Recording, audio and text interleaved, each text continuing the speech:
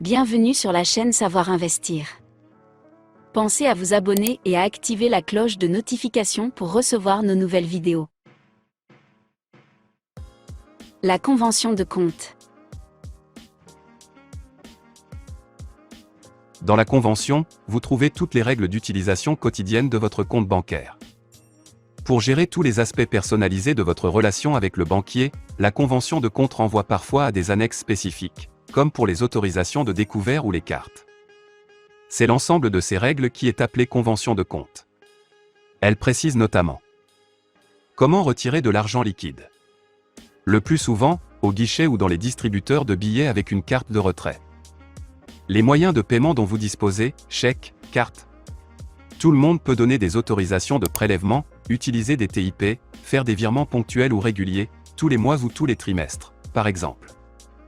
En revanche, il n'y a pas de droit à disposer d'un chéquier ou d'une carte à débit différé, ce qui signifie que le banquier n'est pas obligé de vous en donner pour vous aider à faire fonctionner votre compte.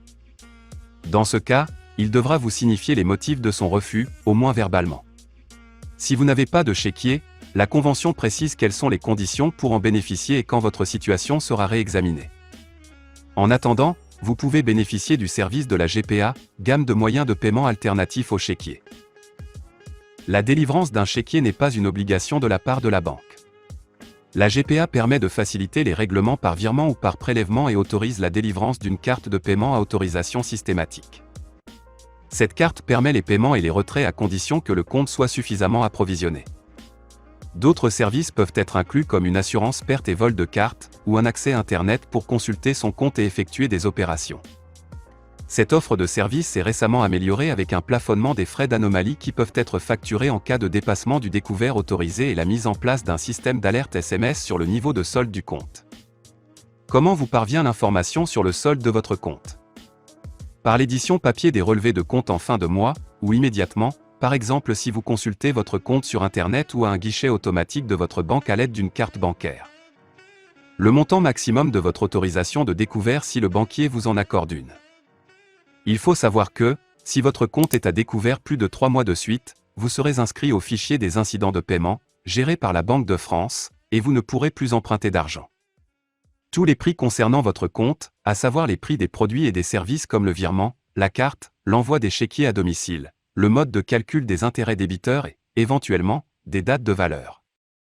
Tous les ans les tarifs sont actualisés sans pour autant que la convention de compte soit révisée. Les dates de valeur sont les dates retenues par le banquier pour le crédit ou le débit du compte. Elles servent de référence pour le calcul des intérêts créditeurs ou débiteurs. Elles peuvent être différentes des dates effectives auxquelles vous avez effectué une opération, mais sont obligatoirement indiquées dans la brochure tarifaire fournie avec la convention de compte. Si vous déposez un chèque au guichet de votre banque le 10 du mois, il sera enregistré le 10 en date d'opération et la date de valeur appliquée sera celle du 11. Si, le même jour, vous passez un ordre de virement au débit de votre compte, la date d'opération du virement sera celle du 10 et la date de valeur appliquée sera également celle du 10.